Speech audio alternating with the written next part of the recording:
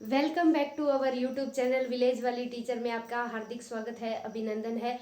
तो चलिए, कल की वीडियो में हम एरिक एरिक्सन की आठ स्टेज पढ़ चुके थे, जो मनोवैज्ञानिक मनोसामाजिक सिद्धांत से जुड़ती है, जो टीजीटी, पीजीटी और पीआरटी तीनों लेवल के लिए वेरी वेरी इंपॉर्टेंट है। एरिक एरिक्सन ने जो व्यक्तित्व है उनमें 8 विकास की अवस्थाएं दी थी, जिनको हम डिटेल में कर चुके थे, वेरी वेरी इंपॉर्टेंट है। उन्हें नव फ्रायडवादी भी बोला जाता है और अहम जो मनोविज्ञान है, अहम मनोविज्ञान के संस्थापक भी बोला जाता है एरिक एरिक्सन ने। अहम की जो बात है वो फ्रायड ने भी की है। फ्रायड के बारे में बातचीत करने वाले हैं। फ्रायड ने 3 तरह के मनोविश्लेषणात्मक जो बल है उनको 3 भागों में बांटकर डिटेल में अध्ययन किया है कि समझेंगे। ईड, ईगो और सुपर ईगो, चेतन, अर्धचेतन और अचेतन के बारे में क्या बताया है इन्होंने, और जो मनोलैंगिक विकास की जो सिद्धांत की जो अवस्थाएं हैं, कितनी अवस्थाएं दी है और कौन कौन सी एज का बच्चा इन इन चीज़ों से होकर गुजरता है। तो चलिए, बने रहिएगा। ये थोड़ा सा लेंथी रहता है इनका जो सिद्धांत है। फ्रायड के सिद्धांत से काफ़ी क्वेश्चन, कम से कम 2 या 3 क्वेश्चन हमें देखने को मिलते हैं हर टेट के एग्जाम में। तो चलिए, हम बात करते हैं सबसे पहले मनोविश्लेषणात्मक सिद्धांत। ठीक है, यानी मन, अगर इसका हम संधि विच्छेद करते हैं तो इसका जो मीनिंग निकल कर आता है, यानी मन का विश्लेषण। मन यानी, ठीक है, एक तरह से बच्चा क्या है, मस्तिष्क किस तरह से काम करता है, मन का विश्लेषण किया जाता है इसमें। और जो मनोविज्ञान है हमारा, मनोविज्ञान में आज तक 3 तरह के फोर्स काम करते हैं। तो सबसे पहला फोर्स है, मनोविज्ञान का पहला फोर्स भी माना गया है मनोविश्लेषण। दूसरा फोर्स रहेगा, आप लिख लीजिए मैं जो बोल रही हूँ, ठीक है, थोड़ा सा स्पेस नहीं है यहाँ पर।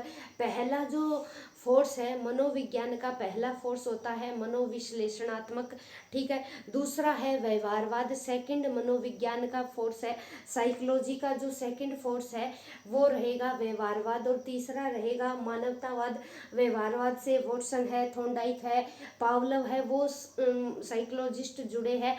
मानवतावाद से अब्राहम मैस्लो है, वो सिद्धांत उनसे जुड़े हुए हैं। और जो मनोविश्लेषणात्मक सिद्धांत है इनसे जुड़े हैं फ्रायड ने काफ़ी काम किया है इस चीज़ पर, और इनका सिद्धांत आज भी फेमस है। कंट्रोवर्सी भी हुई है, इनके सिद्धांत की आलोचना भी हुई है। इन्हीं के शिष्य जुंग ने, जिन्होंने 2 तरह के व्यक्तित्व की बात की है, आगे चलकर बात करेंगे, ठीक है, व्यक्तित्व, पर्सनैलिटी की बात की है। अन्ना फ्रायड इनकी पुत्री है, उन्होंने इनके सिद्धांत को समर्थन दिया। और उसी के विपरीत इनके जो शिष्य है, कई किताबें जुंग या कई युंग भी दिखाती है, उन्होंने क्या है, इनकी आलोचना भी की है। आलोचना इनकी किस कारण से हुई, इनका मानना है कि क्या है, जब बच्चा जन्म लेता है तो बच्चे में क्या है, एक लिबिडो नाम की शक्ति पाई जाती है। उन लिबिडो को फ्रायड ने क्या है, लैंगिक ऊर्जा का दर्जा दिया है, जिसके कारण इन्हीं के शिष्य युंग ने इनकी आलोचना की कि जन्म से ही बच्चे में लैंगिक ऊर्जा नहीं पाई जाती, जिसके कारण इनकी आलोचना हुई है। तो चलिए, काफ़ी फेमस है इनका सिद्धांत, ठीक है। 3 तरह के मनोविश्लेषणात्मक सिद्धांत को इन्होंने बांटा है, जिनमें अलग अलग कैटेगरी है, उनको समझेंगे कि ये क्या कहते हैं फ्रायड। तो इनके सिद्धांत को क्या है, साइको एनालिटिकल थ्योरी भी बोला जाता है, और इनका पूरा नाम है सिगमंड फ्रायड। इन्होंने बच्चे की पर्सनैलिटी पर सबसे ज़्यादा काम किया है, और साथ ही साथ मनोलैंगिक विकास की स्टेजेस भी दी है। 1856 में इनका जन्म हुआ, और बेसिकली ये रहने वाले ऑस्ट्रिया के थे, ठीक है, ऑस्ट्रिया या वियना। ये चिकित्सक थे, और इन्होंने व्यक्तित्व यानी पर्सनैलिटी का कंसेप्ट दिया, सिद्धांत दिया, ठीक है। ऑस्ट्रिया या वियना के रहने वाले थे, 1856 में जन्म होता है। चिकित्सक थे, यानी एक डॉक्टर थे। इन्होंने मनोविश्लेषण है वो एक संप्रदाय है, यानी पूरा एक ग्रुप है, ग्रुप कह लीजिए, ठीक है। मनोविश्लेषणवाद ये एक प्रिंसिपल होने के साथ साथ ये बहुत बड़ा एक ग्रुप है, जिससे जुड़ते हैं फ्राइड मनोविश्लेषणात्मक संप्रदाय से जुड़े हैं, यानी एक ये संप्रदाय है, पूरा ग्रुप है, ये एक विचारधारा है, ना कि ओनली एक ये प्रिंसिपल है, ये पूरा एक ग्रुप है, ये एक विचारधारा है मनोविश्लेषणवाद। ठीक है, मनोविश्लेषणवाद पहला फोर्स रहेगा साइकोलॉजी का, फर्स्ट फोर्स ऑफ साइकोलॉजी, मनोविज्ञान का पहला फोर्स रहेगा ये रहेगा मनोविश्लेषणवाद। दूसरा बताया व्यवहारवाद, और तीसरा रहेगा मानवतावाद। साइकोलॉजी में आज तक 3 फोर्स हुए हैं। पहला मनोविश्लेषणवाद, सबसे ज़्यादा यही फेमस है मनोविश्लेषणवाद, दूसरा व्यवहारवाद और तीसरा मानवतावाद। लिख लीजिएगा, वेरी वेरी इंपॉर्टेंट है। फिर इन्होंने सबसे ज़्यादा अपने सिद्धांत में क्या है, केस स्टडी मेथड का यूज किया, और इनके सिद्धांत को और केस स्टडी जो मेथड है वो देने वाले टाइडमैन थे। सबसे पहले काम किया इन्होंने टाइडमैन ने, और टाइडमैन की केस स्टडी विधि को इन्होंने अपने सिद्धांत में, प्रिंसिपल में अप्लाई किया। जिस तरह ब्रूनर है, ब्रूनर भी आगमनात्मक विधि का प्रयोग करते हैं, ग्रुप डिस्कशन विधि का प्रयोग करते हैं, खुद की भी एक उन्होंने खोजपूर्ण अधिगम विधि का भी इन्वेंशन किया था, जिनका यूज किया था।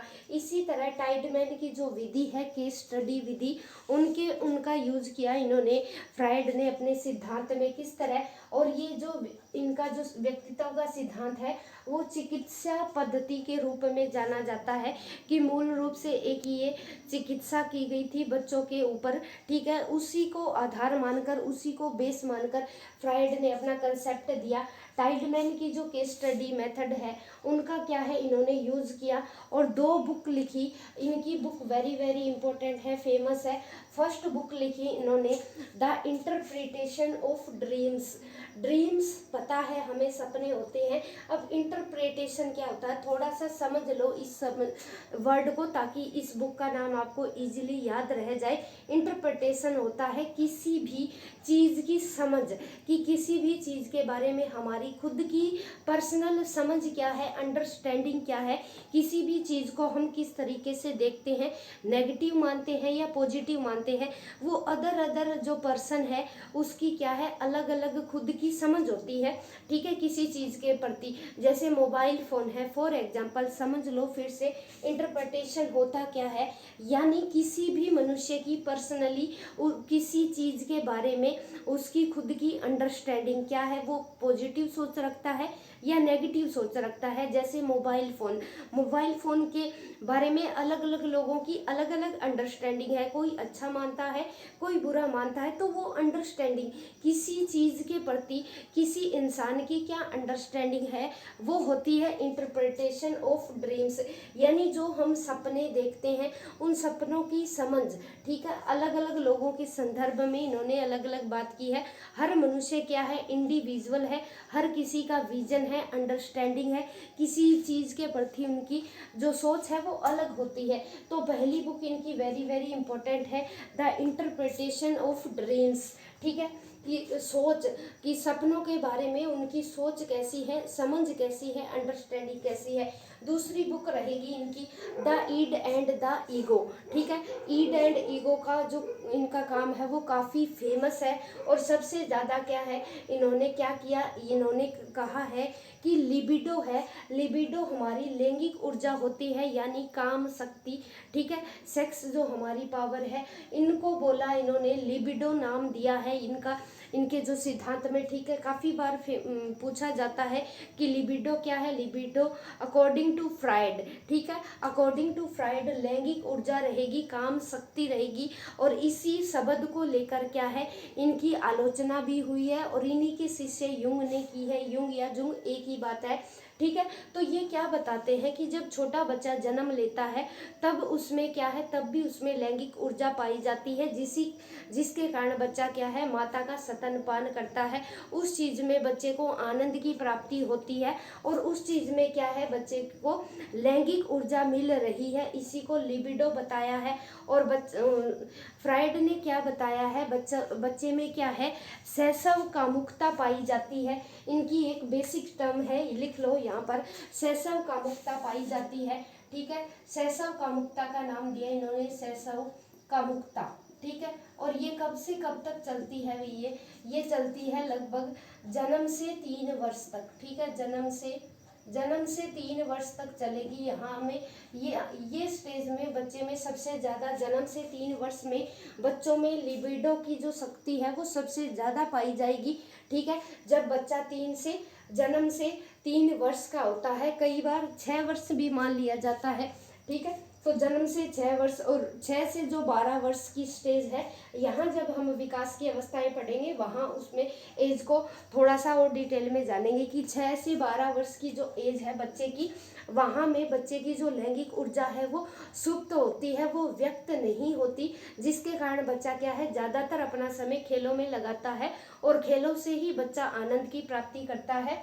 वहाँ हम यहाँ इन स्टेजेस में बात करेंगे उनकी। ठीक है, अब क्या है, इनके सिद्धांत को 2 बुक लिखी, the interpretation of dream, the id and the ego. ठीक है, इसके बाद बातचीत को मुख्य आधार बताया। क्यों बताया? क्योंकि इन्होंने केस स्टडी की थी बच्चों के ऊपर, की केस स्टडी की। ठीक है, तो हम बच्चों से बातचीत करेंगे तभी हम बच्चों के बारे में जान पाएंगे कि उनकी थिंकिंग क्या है। तो इनके सिद्धांत को दूसरा नाम दिया गया। ठीक है, क्या नाम दिया गया? टेकिंग केयर या टॉलकेटिव थ्योरी भी बोला जाता है, टोकेटिव। ठीक है, टॉलकेटिव थ्योरी भी बोला जाता है। बातचीत को प्रमुख माना। क्यों माना? क्योंकि केस स्टडी कर रहे हैं वो बच्चों पर, और बातचीत को क्या है, मुख्य बेस बताया, मेन आधार बताया इन्होंने। ठीक है, कि बातचीत करेंगे बच्चे के साथ तभी हमें बच्चे के बारे में पता लग पाएगा कि बच्चे की सोच कैसी है। बातचीत को प्रमुख माना इन्होंने, और टेकिंग केयर या टॉलकेटिव थ्योरी भी बोला जाता है इनके सिद्धांत को।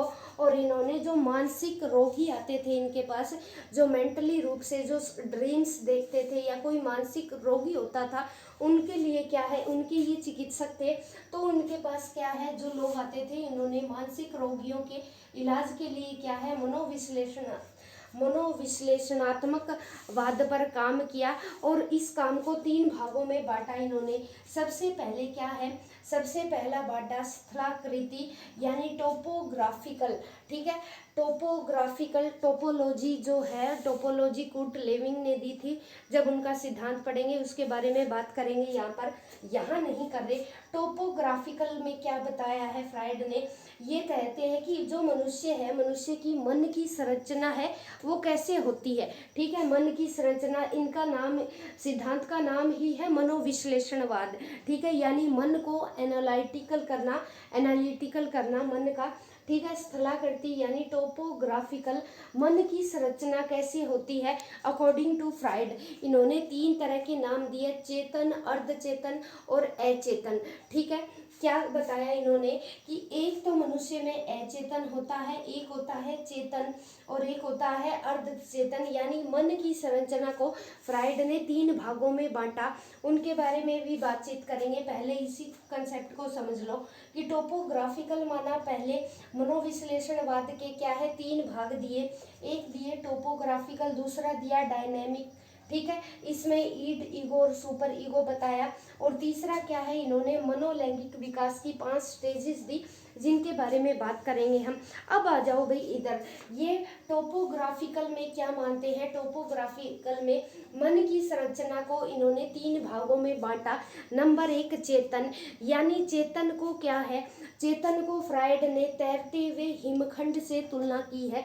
अब इस इमेज के माध्यम से समझेंगे कि जो फ्राइड है वो क्या कहते हैं, यानी अब हम चेतन है, चेतन हमारे वर्तमान से जुड़ा है। अब हम कोई भी एक्टिविटी कर रहे हैं, जैसे मैं पढ़ा रही हूँ तो मेरा चेतन मन काम कर रहा है। तो चेतन मन की तुलना फ्राइड ने किससे की है भी, ये तैरते हुए हिमखंड से की है भी। जिस तरह हिमखंड आपने सुना होगा, आइसबर्ग, यानी वो जितना दिखता है ना ऊपर से, अगर वो 1% ही दिखता है, बाकी 90% क्या है, वो पानी में डूबा हुआ होता है। इसी तरह हमारा मन है, जो वर्तमान में हमें जो दिख रहा है, दूसरे का जो व्यवहार दिख रहा है, मन दिख रहा है, वो सिर्फ 10% ही है। 90% तो इंसान का छिपा हुआ है जो हमें नजर नहीं आता। ये कहना है फ्राइड का। तो पूछा गया है कि जो मानव मस्तिष्क की जो संरचना है फ्राइड ने वो किससे की है, वो की है हिमखंड यानी आइसबर्ग, जो सिर्फ 10% हिस्सा हमें बाहर की तरफ दिखाई देता है, जो रियल हमारी वास्तविकता से जुड़ता हुआ है। बाकी 90% है जिसकी हम कल्पना भी नहीं कर सकते।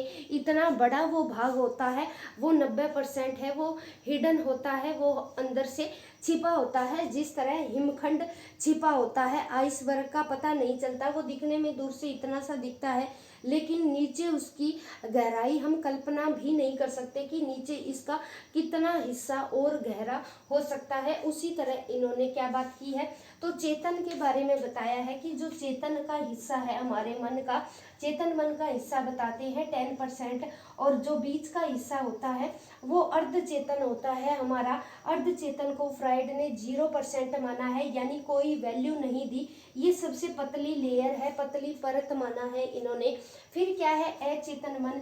अचेतन मन क्या है, ये बिल्कुल क्या है, पूरी तरह पानी में डूबा हुआ होता है, जिसकी हम कल्पना भी नहीं कर सकते, इमेजिन भी नहीं कर सकते कि ये हिस्सा कितना हो सकता है मनुष्य का। अब ये जुड़ेगा कैसे, चेतन की परसेंटेज मानी 10% और अर्ध चेतन को 0% माना, बिल्कुल पतली लेयर है, और 90% माना अचेतन मन के हिस्से को, यानी 90% छिपा हुआ है, 10% है जो हमारा जो रियल लाइफ से में दिख रहा है, वो सिर्फ 10% है, बाकी हिस्सा हमें दिखाई नहीं दे रहा। तो अब देखो चेतन मन में क्या आएगा, चेतन मन हमारा यथार्थ से, जैसे मैं पढ़ा रही हूँ तो मेरा चेतन मन काम कर रहा है। उसके बाद अचेतन मन में क्या है, अचेतन मन की जब बात करेंगे हम, चेतन मन यानी जो वास्तविकता से जुड़ता है, रियल में मैं पढ़ा रही हूँ, बस ये चेतन मन काम कर रहा है मेरा, हमारी वर्तमान की इच्छाओं से संबंधित है। यानी अब हमारी वर्तमान में एट प्रेजेंट हमारी क्या इच्छाएं हैं, उस चीज़ से डायरेक्ट कनेक्टेड होता है हमारा चेतन मन। ठीक है, अर्ध चेतन में क्या चीज़ें शामिल होगी, अर्ध चेतन में बीच बीच का हिस्सा, यानी कुछ चीज़ें, जैसे फॉर एग्जांपल हम करते हैं ना, कई बार क्या है, अब हम ऐसा सोचते हैं कि अरे मेरे दिमाग में वो चीज़ थी तो, लेकिन जीभ के तले घूम रही है वो चीज़, मैं भूल गया या भूल गई, अब वो चीज़ें याद नहीं आ रही, लेकिन मैंने हाँ ऐसी चीज़ देखी है या सुनी है, बस वो मेरे दिमाग में है, लेकिन वो मेरी जबान पे नहीं आ रही। तो ऐसी कंडीशन कब होती है, ऐसी कंडीशन तब होती है जब हमारा अर्ध चेतन काम कर रहा होता है, यानी जो हमारे माइंड का जो पिछला हिस्सा काम कर रहा होता है, जो हम चाहकर भी कई बार चीज़ें याद नहीं कर पाते।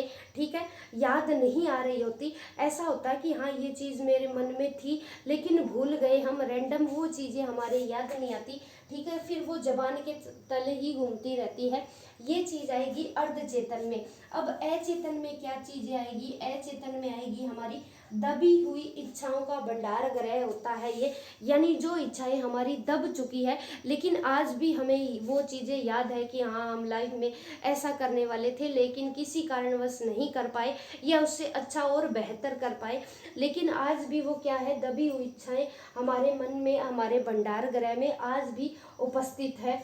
ठीक है, और इन्होंने क्या है, अचेतन मन की स्टडी करने के लिए फ्राइड ने क्या है, स्वप्न विश्लेषण विधि का प्रयोग किया है। ठीक है, ड्रीम को एनालिटिकल किया इन्होंने। ठीक है, स्वप्न का विश्लेषण किया, जो इनकी जो बुक है द इंटरप्रिटेशन ऑफ ड्रीम्स, ये इसी पर बेस्ड है, यानी जो 90% हिस्सा बचता है उन्हीं को इन्होंने एनालिटिकल किया। ठीक है, अचेतन मन का, और कौन सी विधि लगाई, स्वप्न विश्लेषण विधि। ठीक है, ड्रीम को एनालिटिकल किया इन्होंने, इस विधि का प्रयोग किया। दबी हुई इच्छाएं पूछी जाएगी कौन से मन में पाई जाएगी, और जो हमें सबसे ज़्यादा ड्रीम्स आते हैं, ड्रीम आते हैं हमें रात को। ठीक है, तो वो अचेतन मन का ही हिस्सा होता है। ड्रीम बहुत सारे आते हैं हमें रात को, लेकिन सुबह उठते हैं उनमें से 1 या 2 ड्रीम ही याद रहता है हमें, वो चीज़ें भूल जाते हैं। क्यों, क्योंकि वो चीज़ें क्या है, दबी हुई हमारी इच्छाएं हैं, वो कहीं ना कहीं हमारे ड्रीम्स के रूप में हमें वो दिखती है, वो अचेतन मन का हिस्सा होता है। चेतन मन सिर्फ हम जो रियल लाइफ में जो हम काम कर रहे हैं एट प्रेजेंट, और अर्ध चेतन में लगभग क्या है, अटक अटक कर वो चीज़ें याद आएगी हमें। ठीक है, अटक अटक कर आएगी, हम भूल जाते हैं लगभग वो चीज़, और कई बार वो चीज़ें याद आ भी जाती है और नहीं भी आती। ये होता है अर्धचेतन मन का हिस्सा। और जो अचेतन मन है वो बहुत बड़ा हिस्सा होता है हमारे मन का, जिसकी हम कल्पना भी नहीं कर सकते कि कितना बड़ा हो सकता है। फ्राइड ने 90% माना है कि कितनी ही हमारी इतनी ऐसी इच्छाएं हैं जो अभी भी हमारे क्या है मन के अंदर दबी हुई है, जो ड्रीम्स के रूप में हमारी क्या है रोज जागृत होती रहती है, लेकिन हमारा कई बार उन पर कोई भी वश नहीं होता।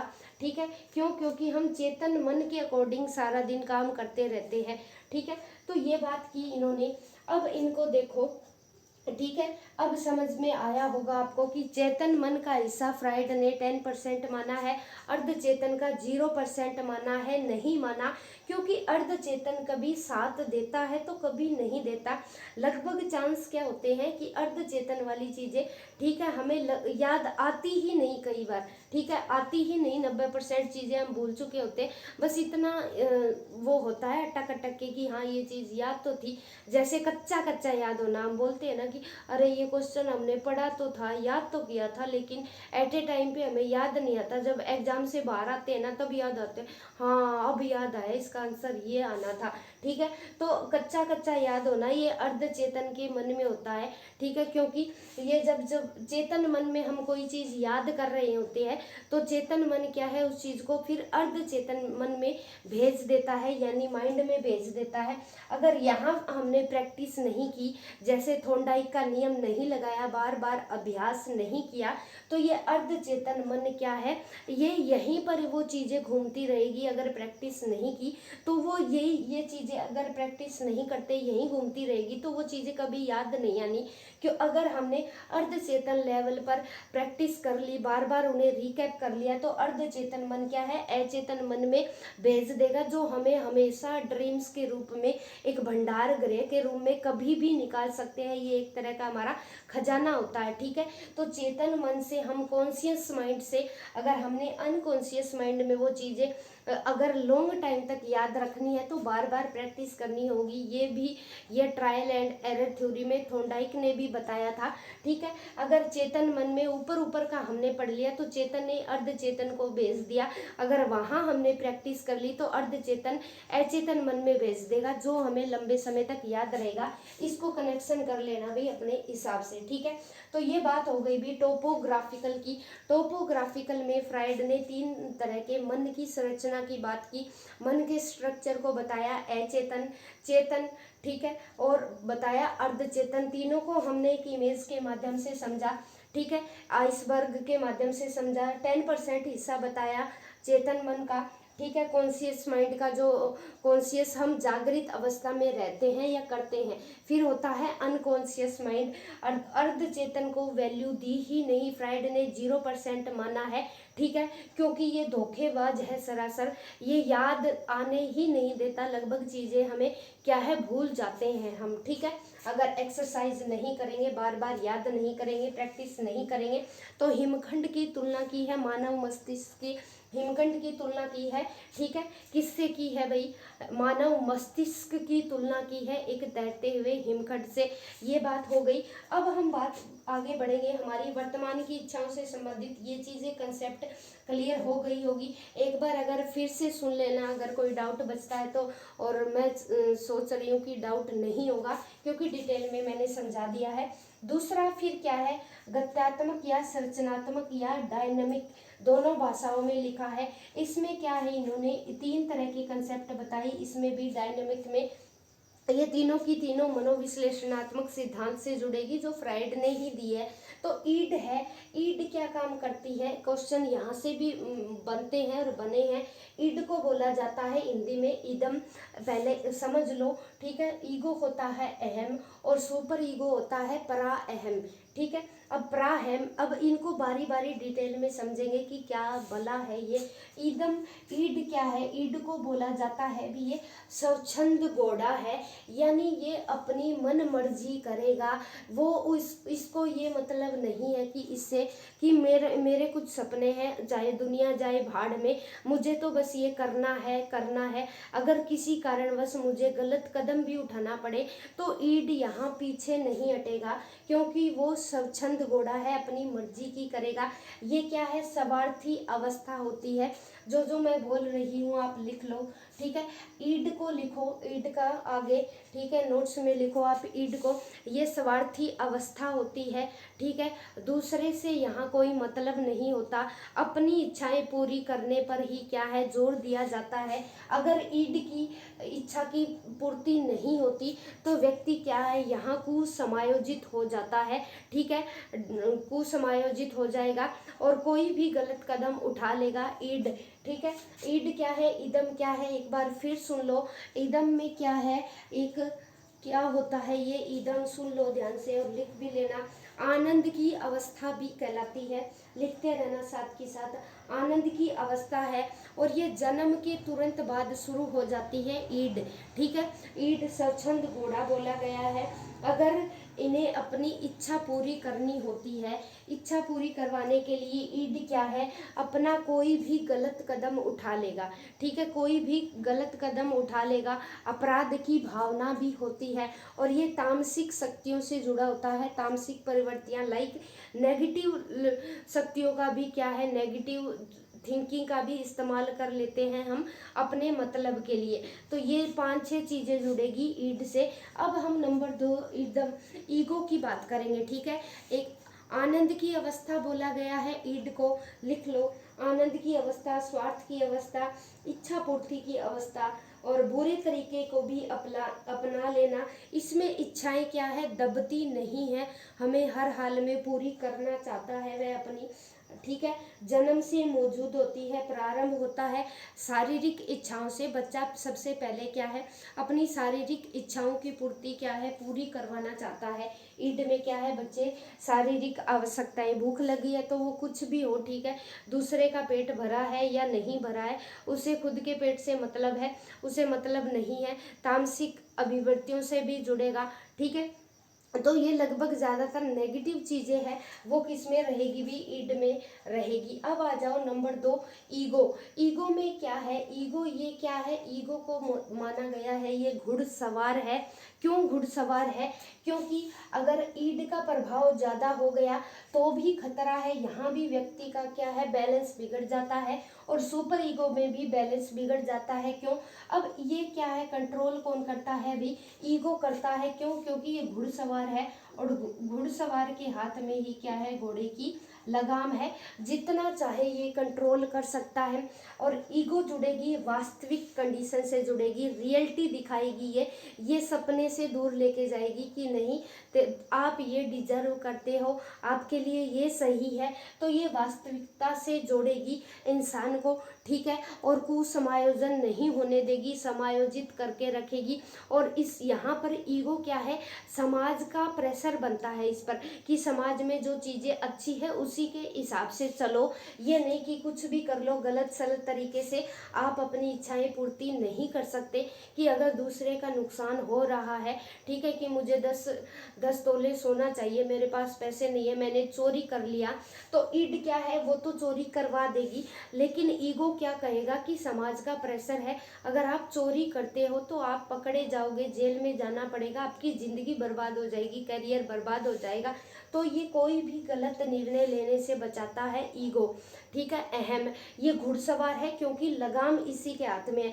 घोड़ा अपनी मर्जी से भाग तो सकता है, लेकिन लगाम जब तक उसकी घुड़सवार ईगो अगर बलशाली है, उसके हाथ में पावर है, वो रोक सकता है, वो अपनी मन मर्जी नहीं करने देता ईगो को, ठीक है।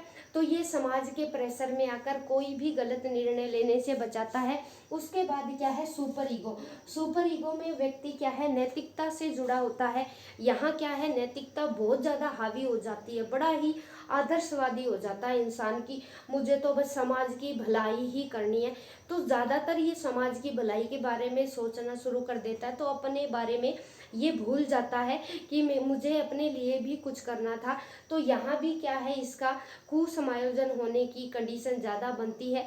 तो दोनों को कंट्रोल करके रखता है ईगो। एक बार क्वेश्चन पूछा गया था, रीट पता नहीं कौन सा एग्जाम था, कि बताइए कि ईड ऐसी कौन स्वच्छंद घोड़ा किसे बोला गया है। स्वच्छंद घोड़ा जो किसी के रोके से भी नहीं रुकता, उसे चाहिए कि उसके वो इच्छाएं अपनी इमीडिएटली पूरी करनी है तो करनी है, वो ईड है। और ये भी यहाँ व्यक्ति कुसमायोजित हो जाएगा अगर उसकी इच्छाओं की पूर्ति नहीं होगी। मतलब एक तरह का हठ होता है यहाँ बालक में, वो हठ ही करेगा, उसे मतलब नहीं है दुनिया जाए भाड़ में जाए तेल लेने जाए, उसकी इच्छाएं की पूर्ति होनी चाहिए। उसी तरह यहाँ भी ज़्यादा आदर्शवादी बन जाएगा, वो रोल मॉडल दिखाएगा, थोड़ा सा शो ऑफ करना चाहेगा कि मैं बहुत अच्छा आदमी हूँ। तो ज़्यादातर कई बार अच्छाई का फायदा भी लोग उठा लेते हैं, जिसके कारण व्यक्ति का जो समायोजन है वो बिगड़ जाता है। तो दोनों के बीच में बैलेंस बनाने का काम करेगा ईगो, क्योंकि ये घुड़सवार है, जो नकेल है उसको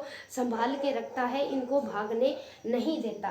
तो मैं उम्मीद करूंगी कि आप ईड, ईगो और सुपर ईगो को इस बेस्ट एग्जाम्पल से समझ पाए होंगे। ठीक है, तो ईड, ईगो और सुपर ईगो का कंसेप्ट भी फ्राइड ने दिया है। इसको बोला जाता है, ईड को हिंदी में ईदम, अहम और पराहम।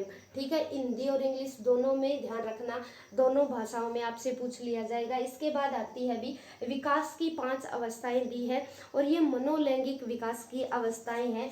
सुन लो ध्यान से। ठीक है, तो मानव विकास की 5 अवस्थाएं पहली दी है इन्होंने ओरल। ठीक है, ओरल इसे बोला जाता है मौखिक अवस्था। ठीक, लिखते रहो साथ साथ। मौखिक अवस्था ये चलती है भी जन्म से 18 माह, जन्म से 18 माह तक चलेगी। यहाँ बच्चा क्या है, स्तनपान कर रहा है, दूध पी रहा है, तो उसमें क्या है, बच्चे की जो लिबिडो है, जो लैंगिक ऊर्जा है, उसको क्या है, उसकी तृप्ति हो रही है, बच्चे को संतोष की प्राप्ति हो रही है ओरल से, यानी मौखिक अवस्था से। ये चलती है जन्म से 18 माह। बस इतना ही आपको याद रखना है। 1 मिनट में चेक कर लेती हूँ बोर्ड विजिबल है क्या, नहीं दिख नहीं रहा नीचे से, तो थोड़ा सा सुन लो। ओरल पहली स्टेज ये सीक्वेंस में चलेगी, पहली अवस्था होगी ओरल यानी मौखिक अवस्था। ठीक है, मौखिक अवस्था होगी, मौखिक अवस्था बोला जाएगा इसे। ठीक है, इतना ही याद रखना। दूसरी आएगी एनल। ठीक है, दूसरी आएगी एनल स्टेज। चलो लंबी हो जाएगी वीडियो, नहीं सुन लो, एक ही वीडियो में कवर करेंगे फ्राइड का सिद्धांत।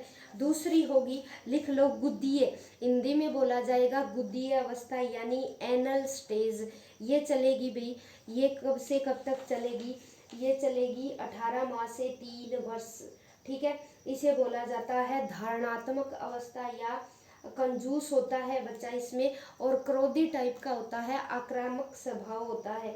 तीसरी चलेगी भी, तीसरी स्टेज को इन्होंने नाम दिया है फैलिक यानी लैंगिक अवस्था। फैलिक यानी लैंगिक अवस्था, ये चलेगी 3 से 6 वर्ष चलेगी। चौथी अवस्था को बोला है इन्होंने latency. Latency very very important है, काफ़ी बार स्टेट में रिपीट हुआ है। अदृश्य अवस्था। ठीक है, अदृश्यावस्था ये चलती है भी लेटेंसी। लेटेंसी जो फ्राइड है, फ्राइड के सिद्धांत की चौथी स्टेज है, जो मनोलैंगिक विकास की चौथी स्टेज है, जिसे बोला जाता है लेटेंसी। लेटेंसी लिख लो भी, लेटेंसी ये चलती है 6 से 12 वर्ष। इसमें क्या है, बच्चे के जो लिबिडो शक्ति है वो अदृश्य हो जाती है। ये 6 से 12 साल तक चलेगी। बच्चा यहाँ क्या है, सबसे ज़्यादा अपना समय क्या है, खेलों में लगाएगा लेटेंसी स्टेज में। ठीक है, ये इसे बोला जाता है अदृश्य अवस्था। अदृश्य अवस्था यानी अव्यक्ता अवस्था, यानी जो बच्चे के जो काम शक्ति के जो ऑर्गन्स है वो यहाँ दृश्य दिखाई नहीं देते, वो और बच्चा उन चीज़ों को व्यक्त भी नहीं करता। लेटेंसी स्टेज बोला जाता है, इंग्लिश का वर्जन ध्यान रखना। 6 से 12 वर्ष तक होती है। उसके बाद लास्ट स्टेज आती है जनेंद्रिय अवस्था, ठीक है, ये 12 वर्ष के बाद होते हैं। ये जेनेटिकल होता है, जब बच्चे क्या है खुद भी एक हार्मोनल चेंजेस होने लगते हैं बच्चों में, और बच्चे खुद भी क्या है माता पिता बनने के लिए उनमें हार्मोनल चेंजेस आने शुरू हो जाते हैं। तो ये थी कुछ 5 विकास की अवस्थाएं। पहली अवस्था बताई मैंने, कौन सी बताई पहली अवस्था? मौखिक अवस्था, ओरल, इंग्लिश में याद रखेंगे ओरल चलती है। ओरल चलेगी जन्म से 18 माह। उसके बाद क्या है? एनल, एनल यानी गुदीय अवस्था, ये चलेगी 18 माह से 3 वर्ष तक, ठीक है, 18 माह से 3 वर्ष तक चलेगी, ठीक है। तीसरी जो है, तीसरी बताई फैलिक स्टेज यानी लैंगिक अवस्था। फैलिक स्टेज चलेगी 3 से 6 वर्ष तक। फिर चलेगी लेटेंसी, चलेगी 6 से 12 वर्ष तक। इसमें अदृश्यावस्था या अव्यक्तावस्था भी बोला जाता है।